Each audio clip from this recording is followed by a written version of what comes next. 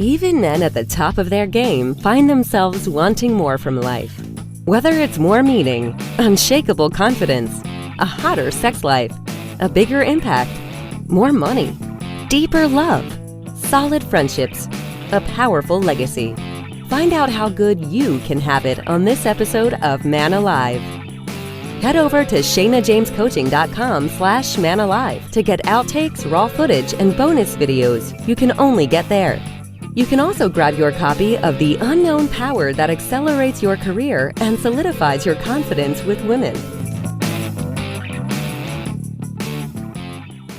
All right, welcome to this episode of Man Alive. I'm here with Nathan Seward, and we are just joking about how we're going to let this be completely screw it up. We're going to completely screw this up, but it's going to be amazing for you, and we're going to enjoy it along the way. So it's the modern version of breaking a leg. Exactly. Yeah. Exactly. The podcast version. The podcast version. So, well, thank you for being here today. You're welcome. Great to be here. I met Nathan at a conference recently, and we found out that we have a really, that our hearts and our visions are connected, and that we both really care about men and have attention on, doing away with, although this feels like an impossible goal, it's a goal to live into that we both have of doing away with men's suicide. And you are you from Australia or New Zealand? New Zealand. Right. Yeah, and you said cousins. that the rate of suicide there is actually even higher than other places in the world. Is that true? Yeah, it's true in that there's a thing called the OECD, which New Zealand's a part of, which kind of benchmarks us against other Western countries. And in terms of suicide rates, we're the number one in the OECD. Wow. And we just had a UNICEF report done about 3 weeks ago that put us in the entire world at the number one youth suicide rate in the world. Wow. Which is, I can feel myself get emotional. As I know, I was words. just feeling that. It's tragic. Ooh, and I actually recently two friends committed suicide in the past couple of weeks, one man and one woman. And it seems to be ramping up lately. The impact is huge, obviously. Yeah. People that are left behind, let alone the person that feels like they have to do that. Yeah, exactly. So, part of what we wanted to talk about today that to me, and I'll introduce you in a moment, but, part of what we want to talk about today that to me plays into this topic of suicide, but also is, how to avoid suicide, right? How to have men actually feel connected, supported. I mean, part of what seems to happen, I think, with men and suicide is that men tend to suffer alone and not feel like it's okay to say, hey, dude, I'm having a hard time.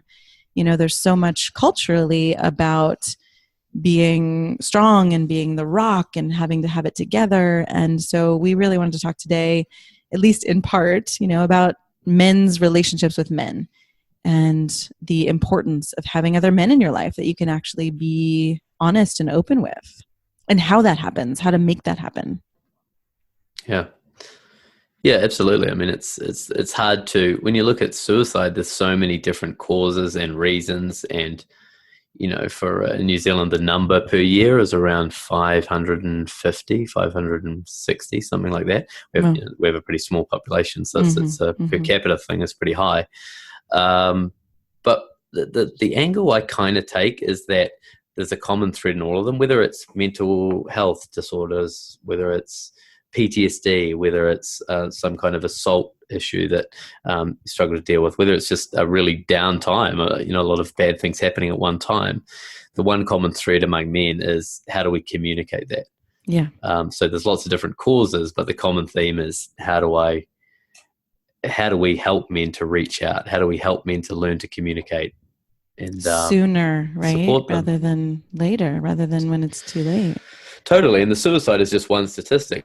Like, if you look at that as an indicator, I mean, how many people are suffering that don't commit suicide? It's thousands, right? Right. Oh, millions. I mean, right. You're in New Zealand. I'm in the United States, so we've got millions. That would be pretty high. Right. Yeah. And I like that thread of how do how to make it safe in a way, for men to communicate. I mean, I've worked with men for the past 15 years and had men cry on my shoulder and in my lap, and also kind of been a receptacle in a way for men's anger toward women and parents and all that stuff. I mean, I love and feel so honored to get to receive some of these incredibly vulnerable expressions from men. And, how do we make that more common versus, okay, someone has to sign up for a course or with a coach? It's a good start, right? And I think we as professionals are necessary. But I am also interested in how do we actually help this become a more natural thing in our culture? Yeah, I mean, it's a great inquiry. And I think there's a big push, and I don't know, I can only speak for New Zealand, but there's a big push about reaching out for help, talk to someone, tell someone. But when I look at it, and from the men I know, we've missed a step. Yeah. Like I reach out and I go, hey, I'm reaching out. And the person goes, oh, great. What are you reaching out about? And you go, silence, right? Like we have, the reality is a lot of men don't know how to do that. They literally don't have the tool to be able to put into words what's going on for them. Right. Some men don't even know they're struggling, right? They just know that, the world feels heavy.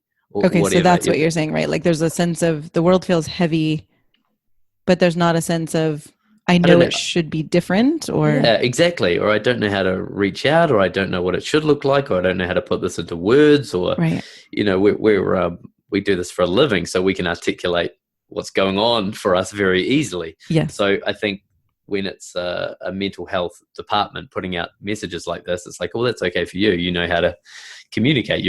This is the life that you live and breathe, but that's not every man's reality. Right. So how do we actually teach men to put words to what they're feeling, or to put words to their struggles? It's a really great question.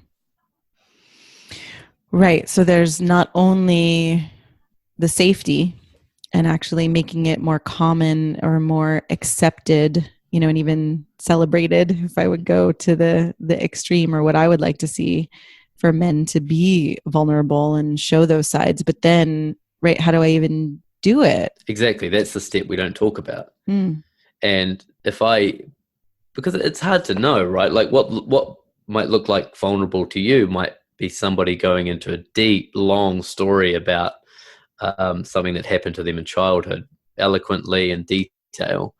But to some men, being extremely vulnerable might just be saying, "Hey, do you mind if can we go out for a beer and have a talk?"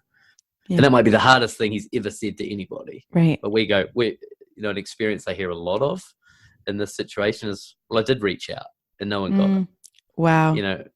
And it's like, well, how did you reach out? Well, I told my mate, I wanted to go for a beer, and I sort of started saying that, life had been, like a little bit hard lately. And he went, oh yeah, okay. Yeah. Oh, that's sad to hear. Anyway, so what else is going on? On to the next thing. But well, that might have been incredibly vulnerable saying that, yes. But it didn't land for the other person. Well, and that also leads me to wonder then, I hadn't really thought about this, but how do we, again, bring into the culture a sense of listening, right? Like being able to hear those cries for help. And especially when, when women cry for help, I think it can sound a lot louder or more not dramatic as in a negative way, but there's more intensity to it, right? And so like you're saying, a man saying, hey, life's been tough, that could be a huge cry for help. Huge red flag. Yes. Yeah. For that man. I don't know. It's different for every man, but for a lot of men, that might be a huge red flag. Yeah. So do you have any thoughts? And I'm happy to, this is just a new question that's just arising in the moment, but I'm wondering if you have any thoughts on, for a man who is struggling, and whether it's all the way towards suicidal or whether it's just, wow, life doesn't feel as meaningful these days or interesting, or there's something more that I'm wanting. Do you have a sense of how he could communicate to another man or another person, wow, this is what I want or need? Or if he gets that kind of response that is, oh, hey, dude, sorry to hear that, and then it moves on, how does he have the courage to actually bring it back and say, no, actually, listen, this is, I need more than that? It's perfect. Like, that's such a perfect question, right? Because he's just been vulnerable. Mm-hmm. He's heard all these messages from people in the media saying, just open up, just talk, just be vulnerable. And in his head, he's done it. And nothing's changed. It's just nothing's changed for him. So he crawls back and he goes, see, nobody cares. Yeah. So it's a great question. And really what you said before about how do we teach people to listen? Well, that's brilliant as well. We're telling all these men to reach out and speak and open up and don't keep your problems in. But we're not telling their friends how to process that. We're not going on the other side. So if someone comes up to you and says, hey, I'm struggling, well, that's a really hard thing to deal with. Mm-hmm. So I guess, the preferred option is to have a safe person, for want of a better word, somebody that can help you process this stuff. Because there's another thing that I hear a lot of is men don't want to worry their partner. Mm-hmm. By saying, hey, I'm having suicidal thoughts. Hey, I'm really nervous. I don't know if we can pay the bills this month. I don't want to tell you that. I'm just going to hold this in. I'm the man. Right. I'm the one that's meant to be strong. Like, I've got this. Yep. So having a safe person that's outside of all of that you can say things that you're not going to be held to, right. To say, I feel depressed, to say, I don't know how to, to discuss your relationship, to say, I'm just not sure if this is working for me, and not have to be held to that, or that being a fact. So I think the preferred option is a safe person. I love coaching. You and I are both coaches, so a coach for me is number one. Yeah. Counseling, therapy is a different thing for me. Certainly if you're suicidal, those are places to go first. But realizing that it may take more than just your friends in this situation. I think that's true, right? Ideally, people start learning how to listen more, and how to ask the right questions, and how to really be with someone without thinking you have to fix that person. But, in the interim, as that is not part of our culture, I think, we do, as coaches and therapists, also play a role, that we become safe people. Yeah. Men's groups are getting more and more prevalent. Like, we both know John Wineland. John's on a mission to create 1,000 men's groups around the world, because he sees the power in that. Oh, yeah. And the exact same thing, put 3, 4, 5, 10 men on a Zoom call, a Skype call, in a room together, and just let them share their experience, whether that's going, I'm struggling, or whether that's going deep into your challenges. Yeah. There is huge value in that. So much value, right? And, for you listening, I'm just imagining I can be a resource, and you could be a resource, Nathan. Also, that if you're looking for a men's group, you can contact either one of us, because we know many people to point you in the right direction. Because again, if you're living in a place where that's not common, you don't even know the first place to look, or people around you aren't doing it. Or if you try to gather, your guy friends to go have a beer, it's not necessarily going to be that container or that safe way to have those deeper conversations. But when you do, I've led men's groups, which is interesting as a woman, but also, known most of my men friends have been in men's groups. And I just know the value of getting together with other men and getting to see, holy shit, I'm not alone in this. I'm not weaker than other men because I'm having these problems. This is actually, they're all unique, in a certain way, but we all have them. For sure. And it's one of the fundamental rules that I try to follow, and still it's hard for me, is I love the phrase, tell the truth until it doesn't hurt anymore. And again, telling the truth to your partner is not always the best option, if you haven't processed it yet. Right. I just realized what I said. Like, I'm a big fan of communicating with your partner and being honest, but processing that information and actually just starting to speak your truth in a group of men, or with a safe person, just so you can start processing and getting those thoughts out. Right. Well, there's layers and layers. Totally. And there's a sting to it, and there's attachment to it, and there's pain, associated with it. So getting it out to the point where you can communicate it freely without the sting to it. That's what those groups are so helpful for. Yes, right. And I was just thinking of a more concrete example. If you have a partner and you realize like, wow, I'm not attracted to you anymore. Just as a concrete example, right? If you go to your partner and say, I'm not attracted to you anymore, I don't know what the hell to do about this, right? That can hurt like hell for the other person to hear. It's being honest, but it is being honest, also being right? an asshole. Right. And there are times where that can really work, but there are also times, right, where I've worked with men on, that specific one and getting into the deeper and deeper layers of it, where some of it is, what can first seem like, oh, this is something about physical attraction, can ultimately be about so many different things, and not feeling connected, not feeling safe, not trusting each other anymore, not having that kind of intimacy, or feeling self-conscious in whatever ways. So, right, when you get to those deeper and deeper levels and you're able to say to your partner then, wow, I realize that I'm not feeling attracted to you right now.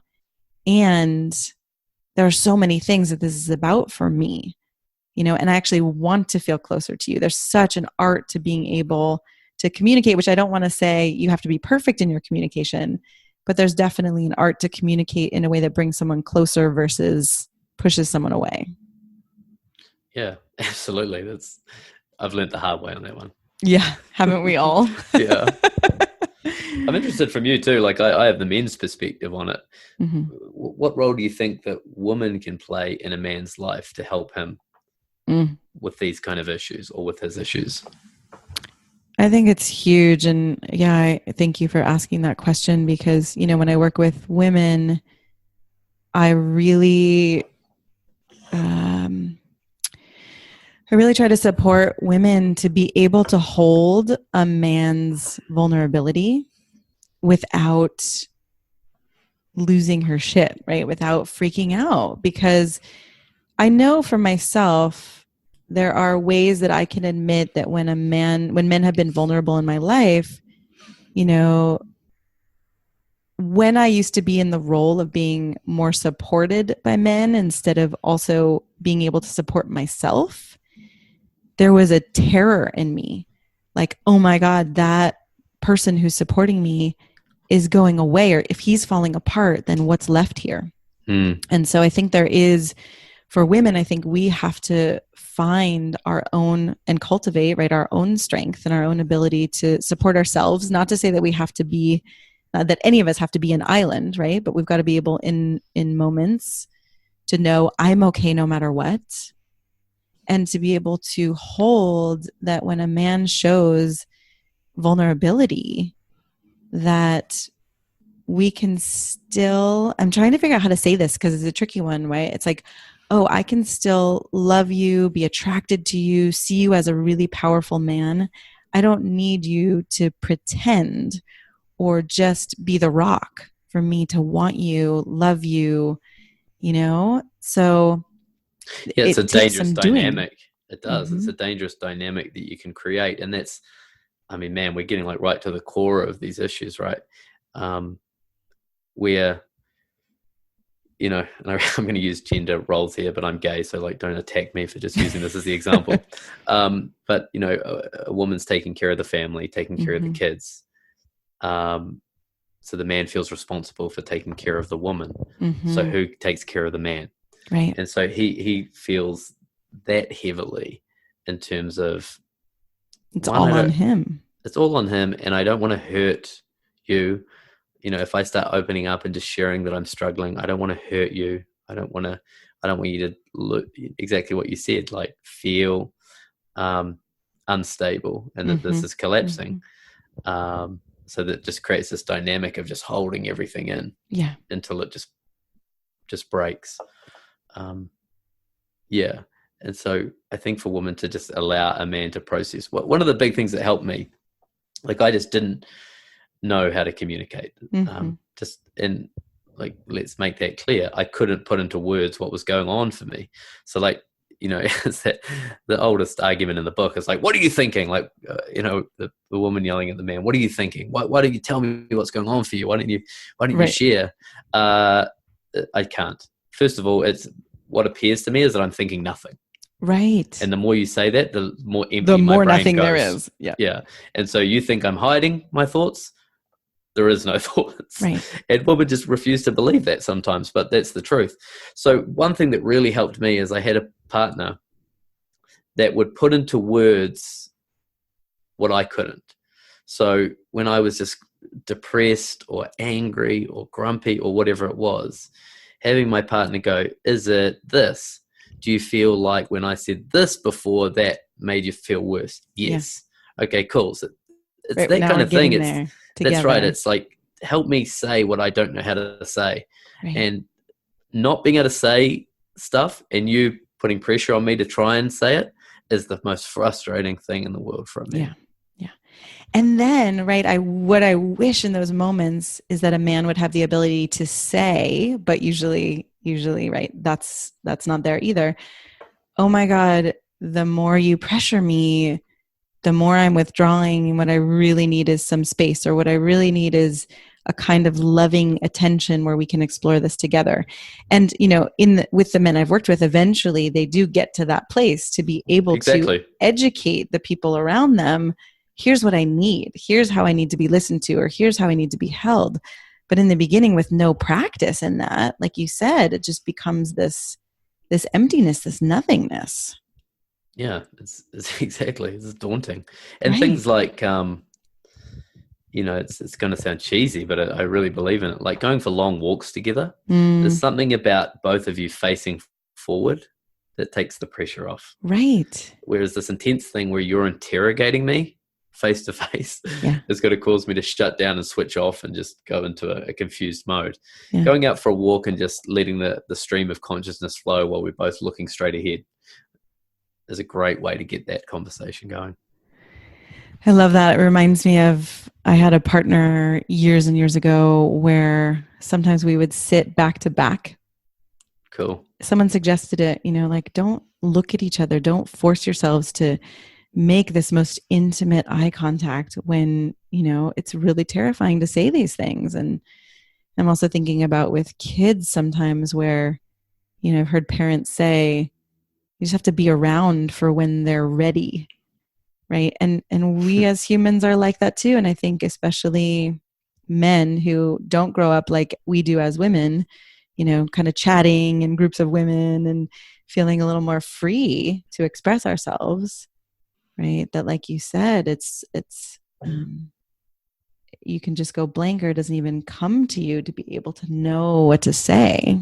Yeah. Yeah. Yeah, exactly. And it's you expressing, what you need as well, I think, and vice versa. Starting to acknowledge that you have needs, he has needs. Trying to force a conversation is probably not the best way to go about it. But things like, this is really clear communication. Here's what I need from you right now. Shane, I have a request. Those kind of things are communication tools that we have to learn. I love that. Can you give an example? Because I think this is really helpful. The more, specific and concrete we get, the more actionable it is. Yeah. So I have, I fly airplanes. My partner flies on airplanes as a flight attendant. And one thing that drives me crazy is he won't send me a message when he lands. And it'll be 2 or 3 hours after he's landed, or I know he's finished work or whatever. And I'm like, I haven't heard from him. Like, it's annoying. And behind every complaint is a request. Yes. Right. And so I realized, I have this expectation that every time he lands and turns his phone on, he'll let me know that he landed. But it's just an expectation that I've never actually put into words. Totally. So we were having a conversation. I said, I have a request for you.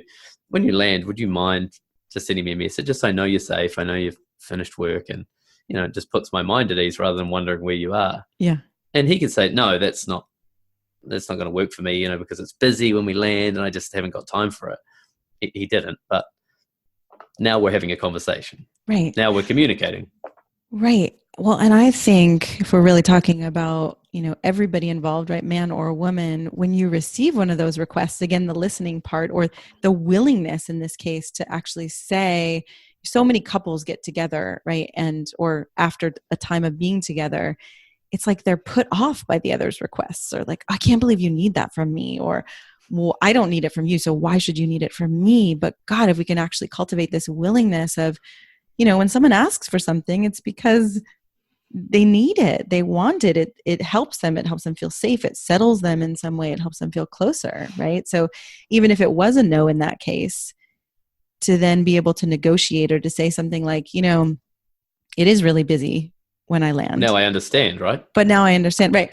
But, I could do it within the hour, or I could do it as soon as I get to the hotel, or something like that, to be willing to have these communications with each other and, not shame or attack the other person for having a need.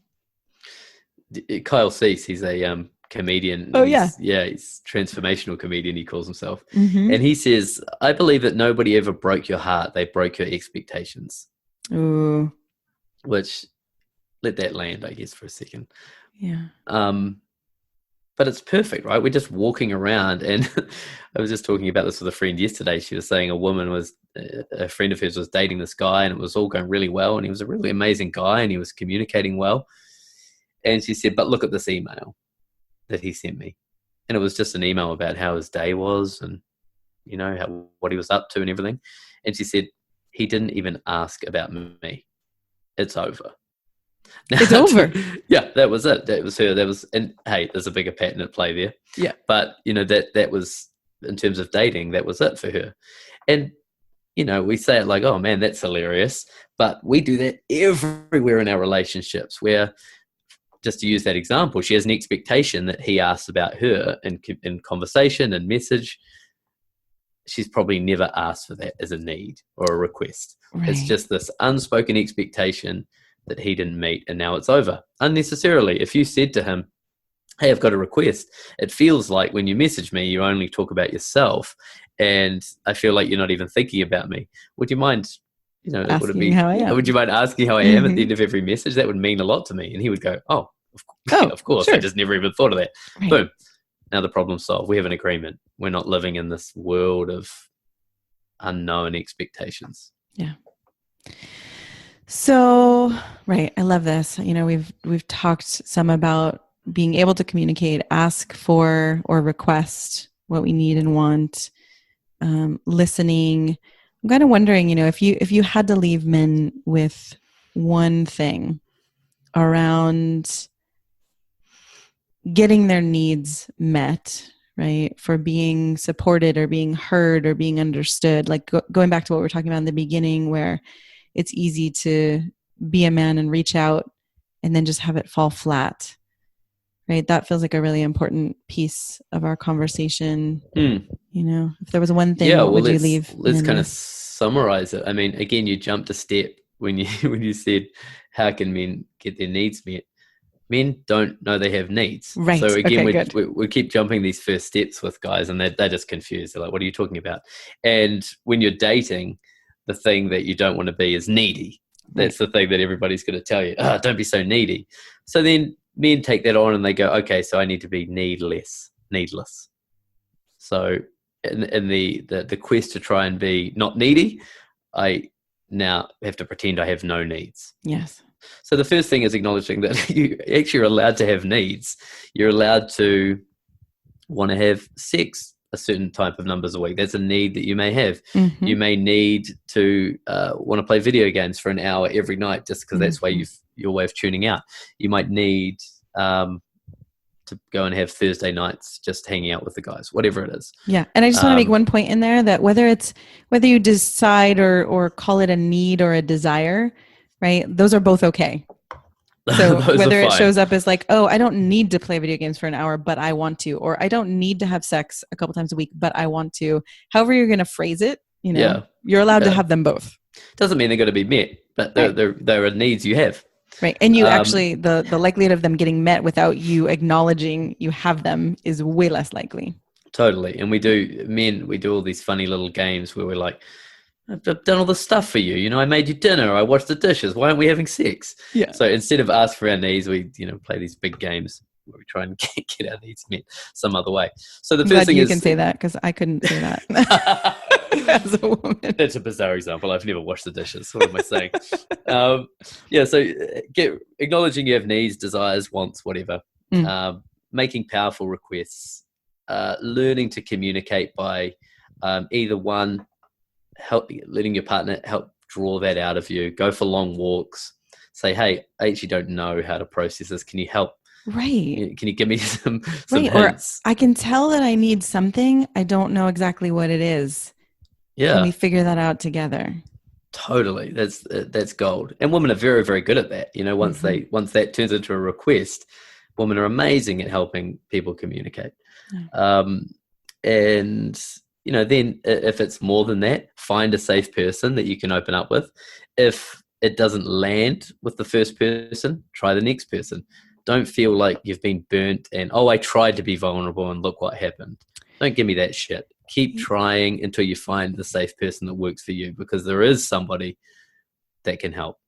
I love it. Again, I love that you said it that way. I think it's so funny how, and whether this is, whether you're in partnership with a man or a woman, it doesn't matter, but I just love how there are certain things you as a man can say. And if I said them, they would seem horrible or really, degrading toward men. And so, right, if I said, don't give me that shit, I mean, I could say it lovingly. But there is something that I'm kind of drawing out from that piece, where the less shame you as a man feel about having emotions or having struggles or having problems in life, the more you can go to the next person and say, this person didn't hear me, but hey, I've still got this thing I'm struggling with. And I think you could be a safe person for me to talk to. So, and I think that is one of the things that I do, and I imagine you do as well. When I work with clients, it's like there's this unraveling or undoing of the shame of all these things that come with being human that we're taught we shouldn't do, be, or have. Yeah, absolutely. Yeah. As a coach, that I get 10 of those Facebook messages a week, from guys, and I've learned to read it, where it's like, oh, hey man, I love what you're doing. Yeah, I really relate to a lot of the stuff that you're saying. Vulnerable, right? Okay, so my red flag goes off. Cool. Let me dive a little deeper here and see what I can do, whether we can just get on a call and have a chat. I love that. The being able to decipher, right? I can relate to it is sometimes that vulnerable cry for, wow, I could really use some support. Yeah. Yeah, exactly. Yeah. Okay. Anything you want to add to this? It's like, right, the first step, actually making it okay to have needs and desires, recognizing what they are, being able to reaching out again if you don't feel met. I think the only part that there's two things that I kind of missed is one, and maybe this will help women as well, is understanding that men, the hardest thing for men is feeling weak, is some kind of weakness. And they associate a lot of things with being weak.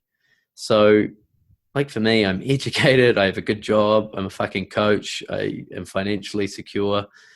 I should not be struggling emotionally. And if I am, like, reaching out for help, it's like, oh God, that's so weak, how come I'm, so we jump to weakness so quickly whenever we need help.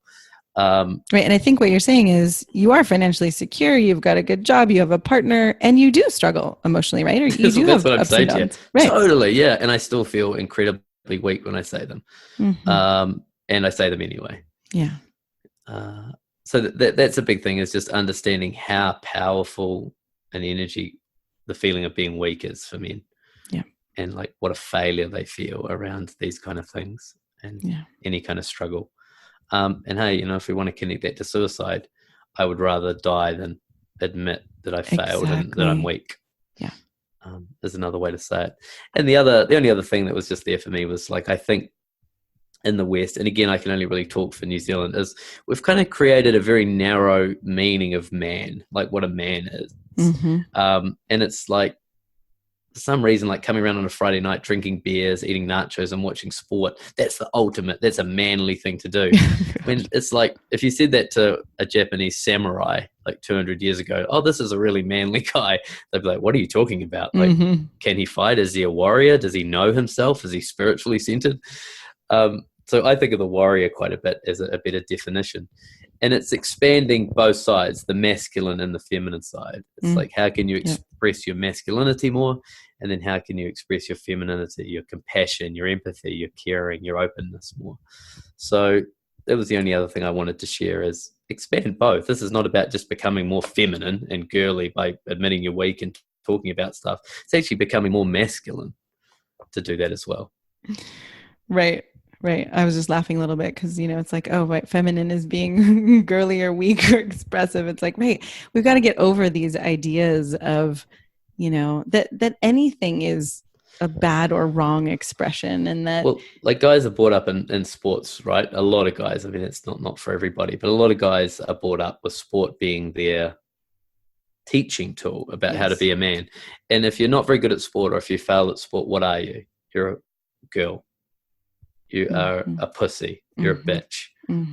All these feminine things, right? So we associate negative feminine identifications, right? So to fail, to show weakness, is to be in some way feminine or a woman. So that's the association that a lot of men are given with it, which is it's crazy when you say it like that. But it is. It's horrible. It's just not true. Feminine side is compassion, it's understanding, it's being, it's empathy. Like, really, all the beautiful things are actually the feminine part. Well, and both, right? There's negative and positive, or like healthy and unhealthy, I would say, of both masculine and feminine, and we have all of them. Yeah, good distinction. Well, I realize we're almost out of time, and I never introduced you, so it's kind of actually interesting the to mystery see. Man. Yeah, people listening to this conversation without any preconceived ideas of who you are. But for you listening, I do want to, first I want to thank you, you're welcome, Nathan, for being here and for being willing to have these, I think, really important and vulnerable conversations, and for you being willing to be a man who models saying it, saying it, like you said. What did you just say? Saying it until it doesn't hurt, or just continue saying it anyway, right? Saying it anyway, even though, right. And I think again, at the end, you said saying it, even though it feels embarrassing, or even though you might feel ashamed. Still say it. Yeah. And I want to reiterate, like, I don't come here as the guru. I come here as, someone that's in it. Like, this is the work I'm practicing. Everything I'm saying to you, I'm actually saying to myself. I'm deep in this work myself. Yeah, well, ditto. Right. So, all right, let me give you an end of conversation introduction. Well, this could be a new thing. Yeah, I know, right? Bio. See, I just, started a new introduce at the end. Now the reveal. Exactly. So one of the things you heard, is that Nathan flies planes. And he's been obsessed with flying since he was a kid, took his first flying lesson at 12 years old, got his license at 17, and has flown all across the globe as an airline pilot for the last 11 years. And from a young age has also had a natural desire to help people, and has been coaching people in some form or another for his whole life. So again, I love the way too, it all comes together in life when we think things aren't related, and yet they are. For sure. And seeing that you've had this kind of inclination your whole life to coach makes so much sense to me, and then also knowing, right, that you've had 3 brothers, went to an all boys school, and have been predominantly working in a male dominated industry, that you really do have a unique relationship with man and are qualified to help both men and women understand men better.